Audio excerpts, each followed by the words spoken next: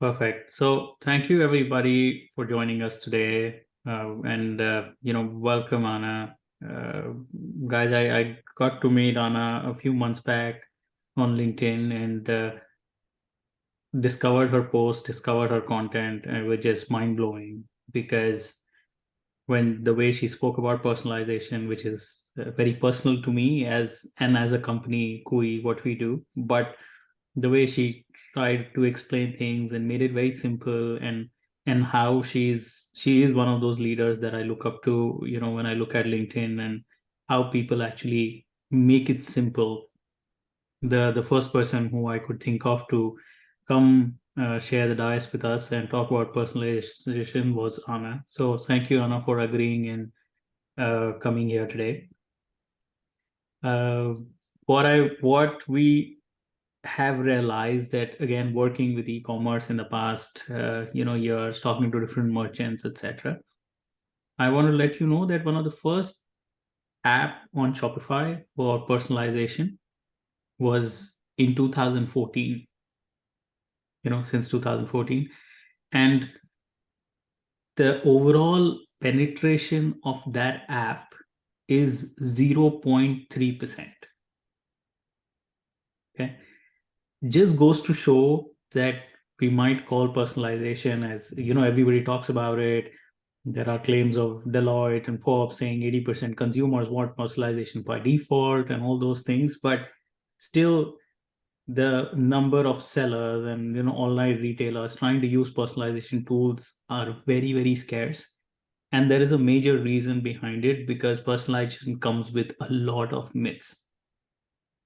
And that's the topic, and that's where I want to just hand it over to Anna to kind of share her views and thoughts. And hopefully, a few of our myths of personalization are reduced by the end of this session. And guys, trust me, she's one of the best that you can find, to learn this from. So again, over to you, Anna, and thank you so much for coming. Okay, thank you very much. Yeah, thank you very much for invitation.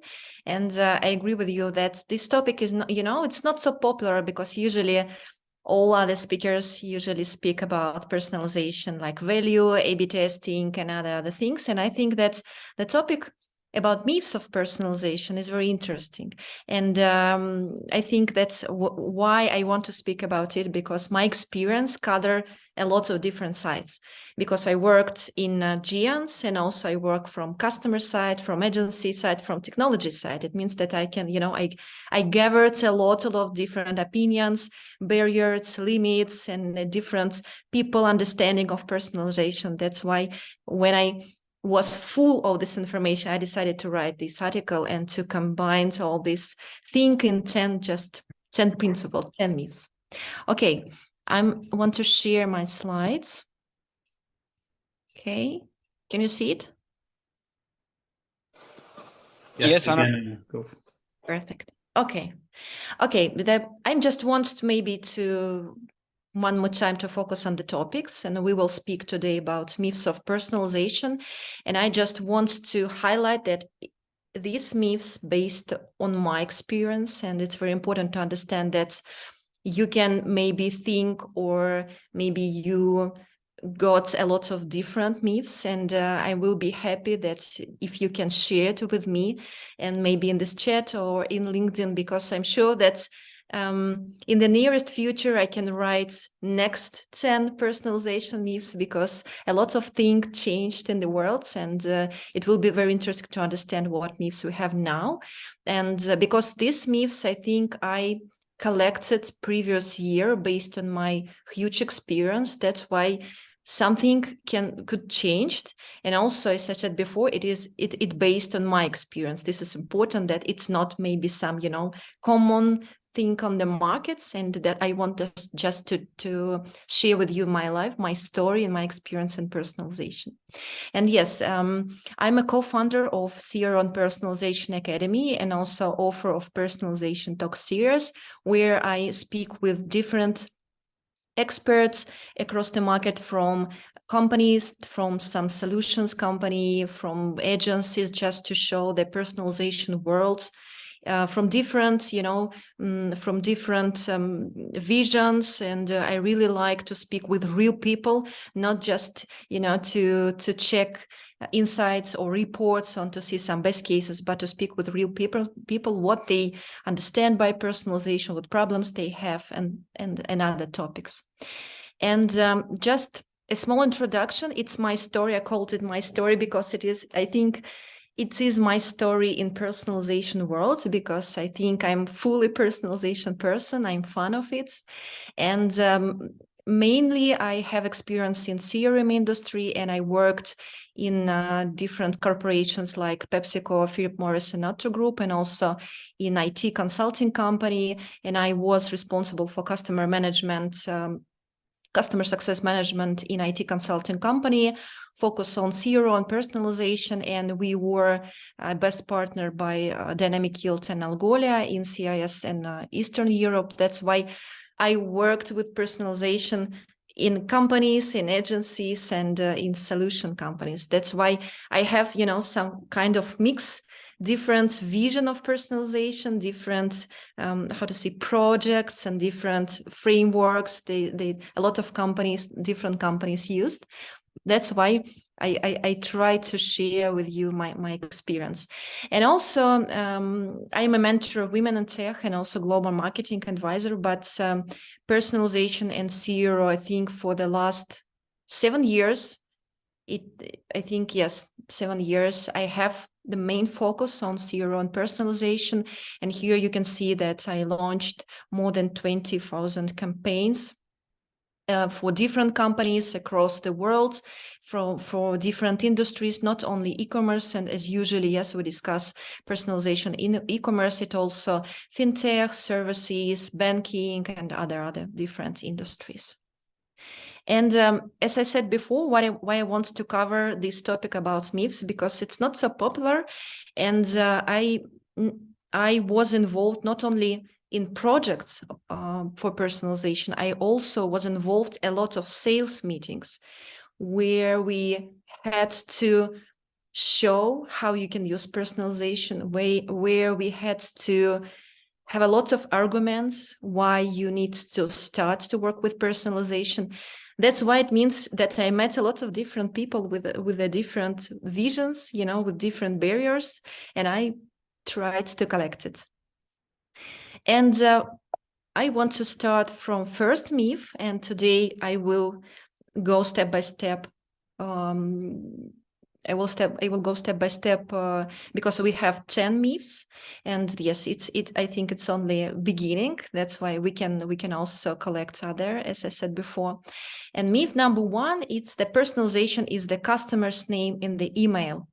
And this is really common myths. A lot of customers, a lot of prospects, I can say, they ask me that they don't understand how the personalization works, because they think that usually personalization is used only in email marketing, because it's very simple to see your name, to understand that this email is personalized, and to understand how it works, because it's really easy just to have the name in the database. And that's why we can answer here that it's true, but the personalization, of course, it's wider.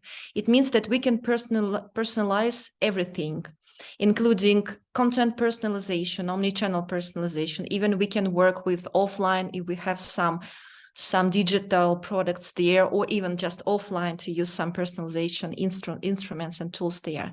And here we just need to understand that if we know that personalization works on some website, it doesn't mean that we can see it. And if personalization works really good, it means that we don't see it. The website is very convenient for us. We want to buy something there.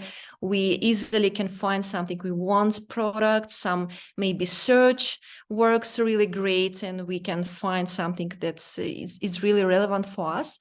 And in this case, I always try to explain that personalization works everywhere. You just don't know it because it works good. That's why first myth, yes, here it is. The second myth, it's about personalization is too difficult. It depends on what you want to do. That's why usually we advise to start from something very simple. Yes, quick wins is the really most common thing, and just try to think about what you want to get from personalization on this first step. I met a lot of companies, especially CEO or maybe VP of marketing, that wanted to start from something very difficult. They wanted to launch some complex personalization project with with all these dynamic content, a lot of different data, because they want to create some beautiful cases they can present after that and to show, because it's beautiful, it's on hype and something like this. And that's why in this case, we try to explain that it's not necessary. You need to start from something very simple. And after you get results on this first step, you can work with, more complex cases, more complex solutions. That's why it's not difficult. It depends on what you want to do and from what you want to start. And please try to start from very, very simple and from very, very basic things. And also here you need to work with hypotheses, and also try to, on this first step, try to create very simple hypotheses, just to be sure that you do it in the right way.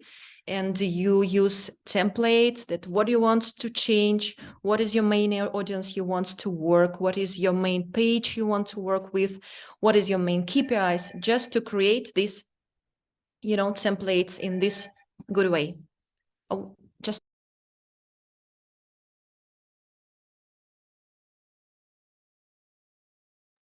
All right, we'll let Anna come in by now. But guys, if you have any questions or any thoughts, feel free to put them on the chat. Yeah,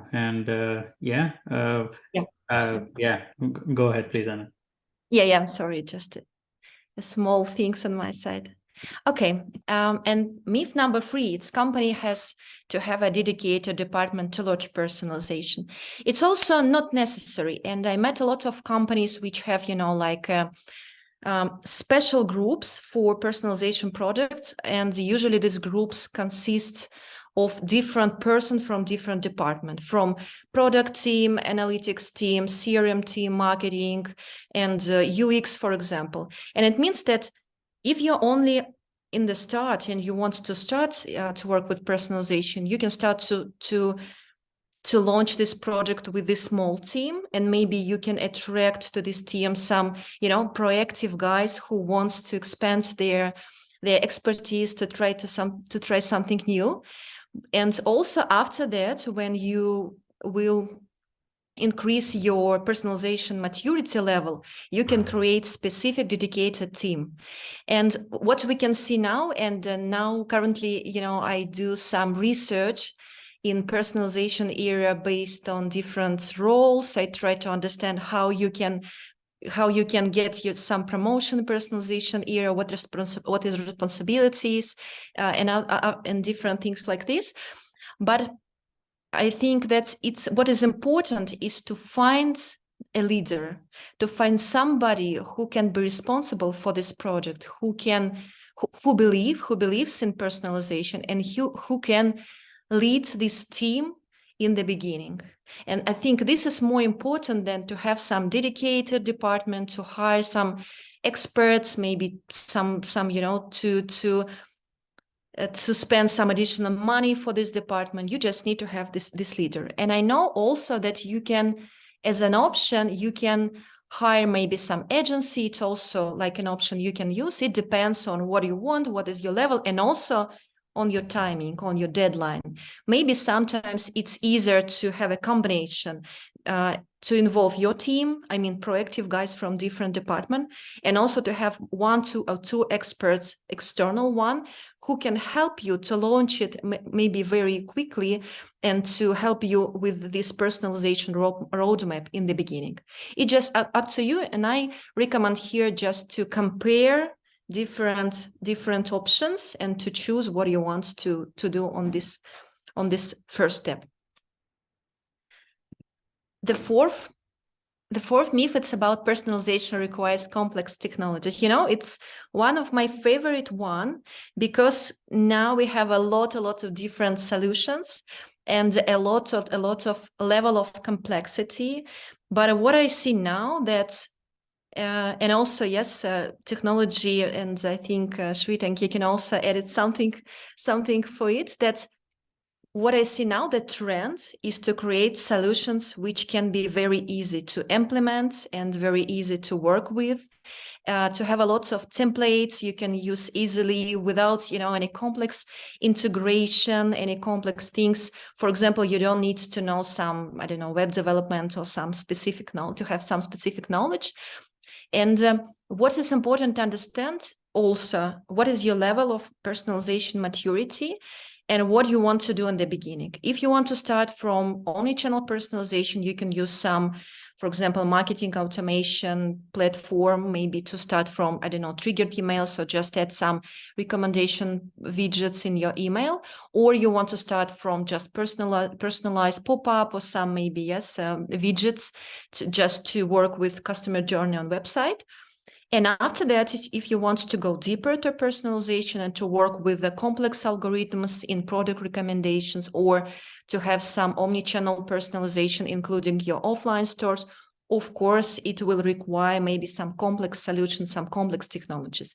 But now what I see, that the trend is to simplify and to give a possibility to each team member to work with personalization. And I think it's really cool. Okay. The next myth, it's about implementing personalization in business is a long and expensive process. It's also a very common myth, and it also, this again, it depends on you. What do you want to do in the beginning? What is your goals here, and what is your strategy? Because if you start from these quick wins, and you can do it very easily, first of all, you have a lot of different best case in the web, and you can just check what are the best cases for your business vertical, especially, not especially, I think currently there are lots of best cases for all business verticals, because I see that a lot of technologies and solutions try to share their knowledge, try to share cases with the market, just to to move this personalization further. That's why you can start from these best cases, just to take it and to start. And also, what is also important, that it's not expensive, because you also can start from some function if you want to use some solution. For example, you want to start from, again, pop-up or something like this. It means that you can pay for this model. After that, you can buy other models just for other personalization cases. It means that, please just don't do everything complex in the beginning. Just don't buy some, expensive, usually, like I saw some, cases when huge companies, they bought a huge solutions, very expensive, and they just didn't know what to do with it. That's why try to go small steps to get results, and after that to decide what you want to do next.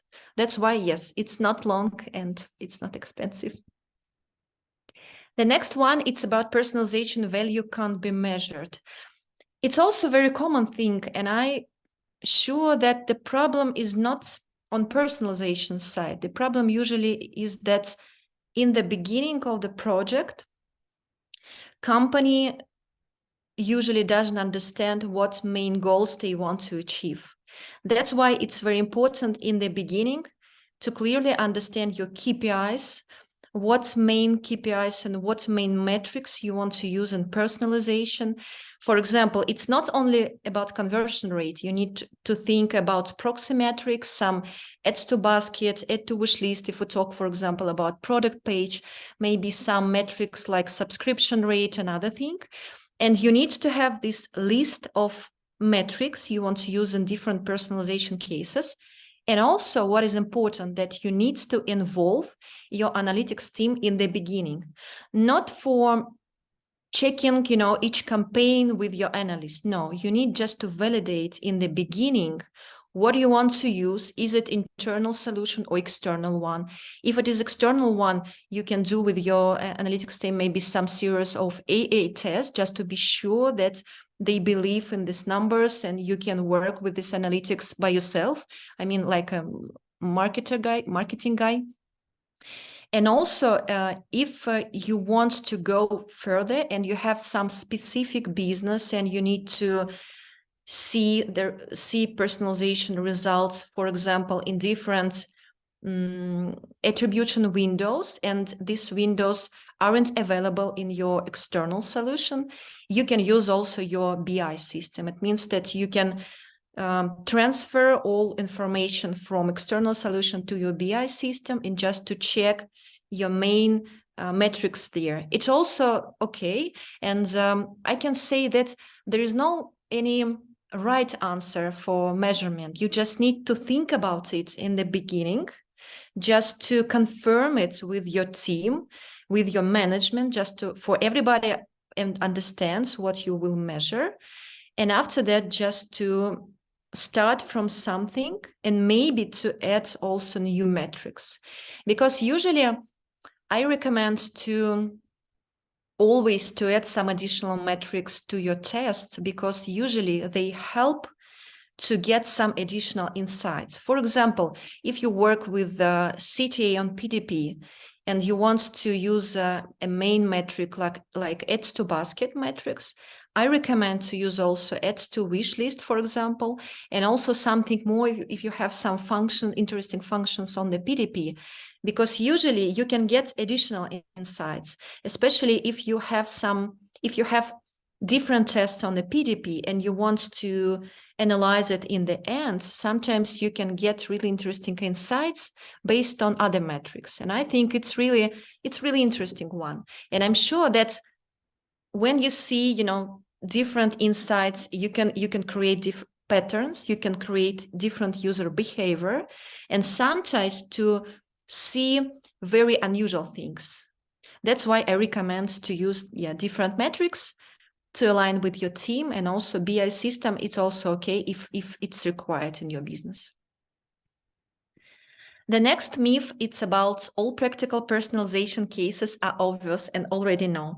It's also interesting one because we see a lot of best cases in the internet, a lot of famous cases, and we see Netflix, Spotify, yes, and they are so famous, and Amazon, of course, talking about especially product recommendations. But what I can see and what I can say in this thing, that's I'm sure that only maybe 5% of best cases are available and are open, because for sure companies who get a lot of money from personalization, they want to hide it because they don't want to lose this competitive advantage, and they don't want to share this, good personalization cases with you. That's why I'm sure that every company has own personalization journey. And if, as I said before, you need to start from something simple. You need to have your metrics. You need to try to test best cases. And it's very important to understand that if you work in the same business vertical and you just want to launch this, to use these best cases, it doesn't mean that it will work for you. It depends on a lot of different things like traffic sources, your audiences, your business, even your competitors' activities, something like this. And I'm sure that you will get your own results and you can build your own personalization journey. And I'm sure that maybe for, 90%, you will have your own personalization cases, very unique. This is very important to understand, that personalization, it's personalized not only for customer, but also for company. It's something that you will do and you will get very unique results. I'm sure that's, sometimes it's just something that will work only for you, not other companies. This is important to understand. Oh, sorry. The next one, it's personalization and as hype, but there are very few actual cases. And here, of course, we have the same situation as for previous myths. What I want to add here, that it was on hype, and I remember that there were a lot of articles about personalization is innovation, and there are only few solutions available on personalization. But what I want to add, what I want to add here, that now I think it's more interesting time because we can see the practical way how you can work with personalization. It's not on hype right now. I think now it's on something, like a practical plateau. It means that you can see a lot of practical cases. You can see a lot of real results. You can see a lot of solutions. You can see a lot of experts right now. And it means that now you can touch it. I mean, now you can see the real things and how it works, not only in theory, but also on practical thing. And I think it's very interesting, and it's more interesting now how we can work with it, because it's not on hype right now. Maybe it was, but now we can work with, like something we can touch, like something we can share some insights, and we also are parts of very big community of these personalization experts. That's why it's cool. And now it's a myth. And the next one, it's the personalization project is difficult to sell to management. It's very, difficult topic. And I helped different companies with it because it depends on maturity level of your management, and also it depends on the experience with personalization. If your management team had previously negative experience, of course it will be very difficult to sell it internally. But what I want to recommend here, first of all, start to show your competitors what they do in this personalization sphere, what cases they launch it, and other things, just to show that everybody does it. Because usually with management, it works really great. They want to be, on the same level. They don't want to be in the end, something like this. The next thing, you can show the roadmap, what you want to do in the beginning, what you need to do in the beginning, and what cases you want to launch. And usually this visualization of roadmap, usually it really helps just to show the overview, not only like a theory, but the roadmap with very, very clear understanding what the project will be, what the project will have in the future. And also, I recommend to explain that you don't need to hire dedicated personalization team, that you can start to work with it, maybe only you or somebody else from different departments. And I think this is also very important to show that you don't need, the management doesn't need to spend a lot of money just to test it. This is also important. And the fourth thing here is that you can show that currently a lot of different solutions are available. And it doesn't mean that you need to spend a lot of money to buy some complex solutions with a lot of features at the same times, and product recommendations, and a lot of algorithms and analytics and different things. You just can propose to start, as I said before, from something very simple, just pop-up or dynamic content or some other things, maybe social proof. And usually when you create this vision to your management to explain what you want and to explain that you want to start from these small steps, usually it works really good. That's why I also think that it's myth and you can work with it. And the last one is that end users are suspicious of personalization. And, it's a very important topic because, of course, there are lots of discussions about this data safety and personal data. But at the same time, we see that users want to see this personalization experience. And more, I can say more, they expect to see it, because as I remember, the McKinsey posted this research that 71% users, they want to see the personalization experience. And what is important, that they are ready to share their data with you if you can get this personalization experience to them. It's very important to explain what you will do with this data. Of course, to explain that you will do everything in accordance with GDPR or some maybe local legal laws and things. But usually, if you explain why you need to get this data, they are ready to share. And this is important thing. And also, of course, you need to be very careful with the customer data. It means that please don't use personalization very, directly.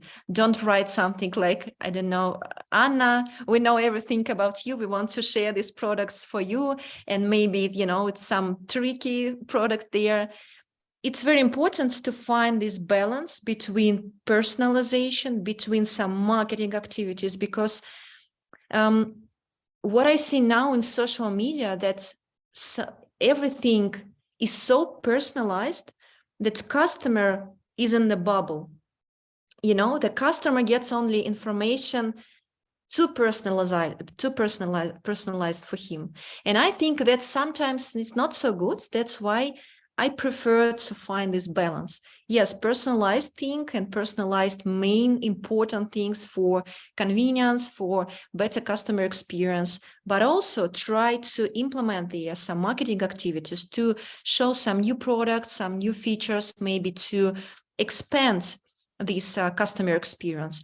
And also, it's important to implement there some business rules, because if you work with some partners, of course you need some sponsored products. You have some sponsored banners, and it means that you need to always to think about it, how I can create a synergy between all these steps. And this is, I think, this is a high level of personalization. If you create this synergy, it means that you win.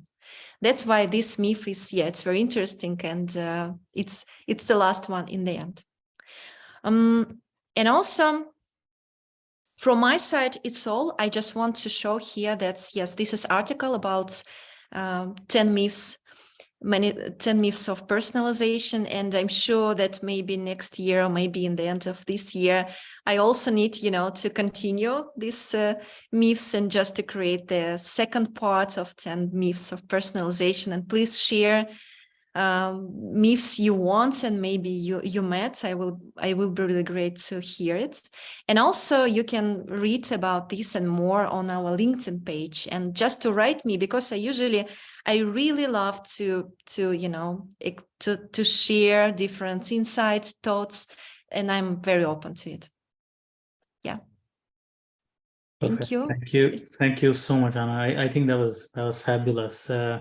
Anybody who's been in personalization would completely understand and agree with you. And anybody who's trying to get into personalization, they would definitely have these 3 or 4 of those 10 points, thinking. And this is such a standard thing that we hear from e-commerce guys and other people in the industry saying, yeah, I don't believe in it, and it takes so much effort, time, investment, and my traffic is here, my attribution is going to be a problem, etc., etc. I think you summarized it beautifully, that you start small, you agree on the KPIs, pick one at a time, try to see what is the best step possible or the best approach. Don't have to go for the big platforms, spend hundreds and thousands of dollars, etc., but go and try to optimize one thing at a time. And again, personalization is not something, right, that you'll instantly see results, because it's also A/B testing. It's also trying to improve the process, so it takes time. But once you understand what you want to do, then it's completely worth it. And then you reap benefits of this for a very, very long term. Yeah. And Yeah. I have a question for you. What is the most popular myth you met from these 10? Okay. I've actually liked at least six of them, Anna. But one of the biggest things that I come across in my conversations, there are two. First one is I can't measure personalization. Yeah, that is one. And the second one, I've seen a lot of people saying, they will add your name in whatever communication, and they don't even call it personalized. They'll call it saying this is hyper personalized to you. Mm-hmm. So Mm-hmm. adding a name is not personalization at all, right? In fact, I can start a debate where at least 50% of the people will say that, hey, putting my name kind of is like too much on the face. People should be a little away. And I think you beautifully described that if personalization is good, people don't notice it. But if personalization is bad, then everybody will notice it straight away, and then there will be things wrong.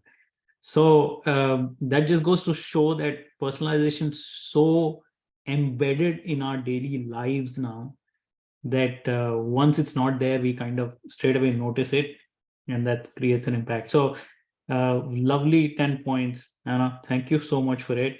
And I can see a question from Ignacio. So let's take that. So in your experience, personalization only allows us to improve the conversion rate or also the NPS. What do you think about personalization being too annoying to our users? Anna, would you like to? Yeah, sure. Yeah, sure, it influenced to NPS, and it's very interesting topic. I can speak about very, I think, unusual case, but for example, what I see now that marketplaces currently are become more and more popular. It means that, for example, if you work with some brand website or even some just e-commerce site, but not marketplace, usually they don't have this final conversion, they just try to give you a brand experience, maybe some engagement, maybe some information about products, maybe some services, something like this. But usually they have this final conversion on marketplaces. That's why we discussed a lot what main metrics we can use there. And I'm sure that NPS can also be one of it. And I mean this NPS if we're talking about brands and brand engagement. But also, of course, personalization influences on NPS also, because if you get amazing personalized experience, and usually it means that you can easily do what you need to find products, to order it, to get it, and other things, it means that NPS, of course, has to be higher than usual one. And talking about next question about annoying, it's also a very interesting thing. I think that first example will be about triggered emails, because maybe you remember that this era of starting abandonment cards, abandoned view, and I think there were a lot of emails everywhere. Just every 1-2 minutes, you did this, you did that, please buy these products. And I think you need to be very careful with triggered emails. For sure, they bring a lot of money, it's true, but you need to be very careful and try to work with frequency and try to connect it to customer journey. And also, I met some annoying when you try, for example, to show only personalized product recommendations, but do not show some new things, some popular. It's something that I discussed before, that you need to find this balance between personalized product recommendations, for example, and also some marketing activities, because people also wants to know something new. They don't want to be in this bubble and to see, only personalized thing for them. They also want to try something new, maybe to sometimes to change their preference, and you need to be open for it. Perfect. If I can just add a little bit there on Ignacio's question. So Ignacio, personalization annoying. If personalization is done right, the newer technologies and algorithms are coming, which is trying to create even the personalization delivery too personalized. So let me tell you what I mean. Right? Like when we talk about push notifications. Push notifications was one of the most annoying thing, which all of us will agree, we all wake up from it every day. The first thing we do, look at our phone, remove all the notifications, right? Notifications are very important for the business, but because they are abused, they have become annoying. Even if you go and personalize the notification inside for you, which can have your name or a content, etc., but the delivery of it was annoying. So now, a lot of time-based personalization technologies have come in, and we also kind of do that at Kui. Is we can find out that when are you most susceptible to get that message, and then we send that message to you at that time in the right customer journey at the right time. If it is a push notification, it's about the day or time of the week, etc., so that it is not annoying to you. So again, right, data is the same, the source of the data is the same for personalization. The way you can deliver this is so many, and the way Anna said, there is just 5% use cases have come in. There are so much more that you can go in deep into personalization without making it annoying, and I think the technology is heading that side. Perfect. Yeah. Anna, other questions for you, please? Okay. I can read, right? Sure, yes, please. Yeah. What are some examples of successful personalization initiatives in e-com? It's very important to understand that sure, e-commerce is usually about products. That's why, I mean, the main screen on desktop and also in app, it's about products. That's why I can say that my favorite example is to work with PDP, because usually it's the main entry point, and usually customers land on PDP. That's why we can add some widgets with the purchase together, view together, popular in this category, and look for fashion. It's very famous. Just get the look. It means that combine these different products together. It can be some maybe marketing activities and sale products, and I really like to work with it. And also I can say that social proof works really cool. And I heard it's maybe one of myths that a lot of people, a lot of people in management, they hate social proof because they usually tell that, oh, it's so simple, we don't like it, but it works always, and it's very important. That's why it's also one of my favorite example. That's okay, you don't like it, but just let's try. And after that, when they see results, they change, of course, their opinion. What are some common mistakes business make when attempting to personalize experience? I think that first of all, they try to go in a very complex way. They want to create, some beautiful cases, as I said before. With one of my favorite example is they want to personalize homepage banner, and to have there maybe 20 different banners based on very complex audiences. And what they meet after in the future, that they just can't produce these banners because they have to get all this confirmation internally with marketing, with maybe some brands to change these banners. That's why I think the main mistake is that they want to do it in the complex way. The second mistake, and I can say that, I think I can say it, that it's underestimating. They think that they can, just to play with it and just don't get any interesting results for business and just to stop it. And I can say that after 3 months of POC, all companies I worked with, all of them asked me to continue, because they underestimated, just because they didn't believe in it. And I think this is number 2.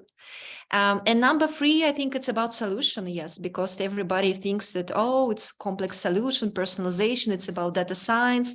Oh my God, it's AI, it's so expensive, and we don't know how to work with it. And now a lot of solutions, a lot of simple solutions and easy to use. Just choose what you want, just to try to work with it. And I think this is also mistake to think in this way, that it's difficult. Yeah, but that's amazing. When you say that most of the customers who tried didn't believe in it but wanted to continue after 3 months, that's a proof in itself, right? Yeah, yeah, yeah. Okay. And that's one. Does personalization at scale is really possible? Mm, I think, and first of all, it depends on your business, and you need to be very transparent with you just to understand, is it your priority now or not? And I can say it honestly, even that I'm personalization girl, but I think you need to understand. For example, if you have some problem with your, I don't know, website, or you need to work with some other things, just don't rule out it, because it's not priority for you right now. You can come back later and to work with it in the future. It's number one. And the second thing, it also depends on business type. And from my experience, I can say that maybe only one customer declines, I mean, personalization at all, because they understand that it was like a wine shop, and they understood that for them it's better to work, I mean, personally, and maybe work in offline more, and just to use online more for like like a brand presentation without any functionality like e-commerce. I think in this case, it depends on your business. It depends on your business limits, business priorities. But I'm sure that it's possible. And not, I'm sure we can see right now lots of examples, a lot of companies go there. And what is more important, that even for customers with low traffic, it works. Yeah. You just need to decide what you want to test. For example, to start from checkout, where you can have this, high conversion rate, and you can work with checkouts or cart page. And recently, I read this amazing material from Johnny Longden about low traffic Yeah. optimization and testing on low traffic.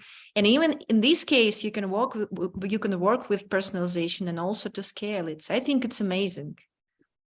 Yeah. Yeah. And there are so many conversations with the experiments guys and to CRO consultants when they talk about A/B testing. And I had a very, very good chat with Lorenzo in London, right, a month back, and he was trying to tell me that A/B testing, you need traffic. Without that, it just doesn't work. And then he had a very, very logical way of explaining and coming to that. But guys, gone are the days where you would need a similar traffic for personalization. I don't think you do. Even if there are 10 people coming in to your page, there is something you can always personalize based on what you're trying to sell. So scale can be traffic, scale can be product, scale can be channels, right? There are different criteria of scale, but I'm pretty certain, and because we can deliver that even on our platform, I know that uh, personalization at scale is possible to a larger extent. Yeah, I agree with you. And I also want to add one thing about AI personalization in AI testing. I know that currently there are lots of discussion about this topic, and we also did a post about that AI testing will replace A/B testing, and we got a lot of different opinion, a lot of discussions, and so emotional discussions. But I see that the trend for sure is connected with AI, and I'm sure that the personalization definitely will be AI based and also AI testing based. That's why it's a future. We just can't stop it. Absolutely. Perfect. On that topic, I am so happy we didn't talk about Chat GPT at all on this conversation, because I didn't want to, but AI comes there because I think that's the perfect place for us to understand that there is a sea of change coming in personalization.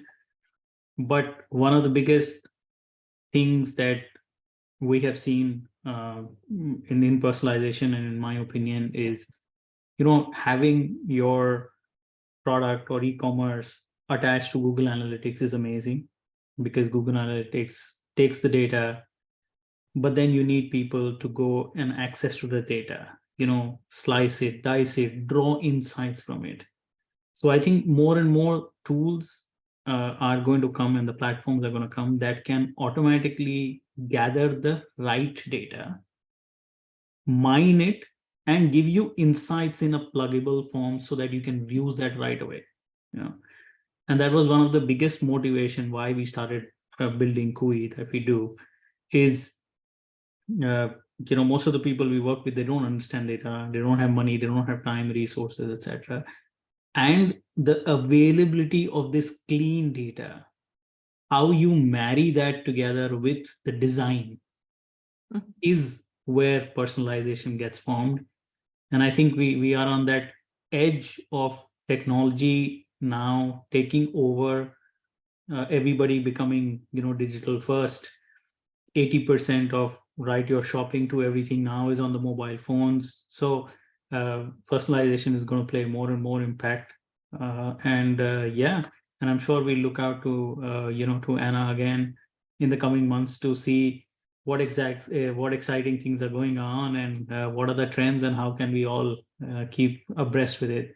So saying that, Anna, again, thank you so much for your time. It was a fascinating chat, and it was so nice that I could sit on the other side and hear to all those myths and questions that people ask me usually, and I think you summarized it beautifully.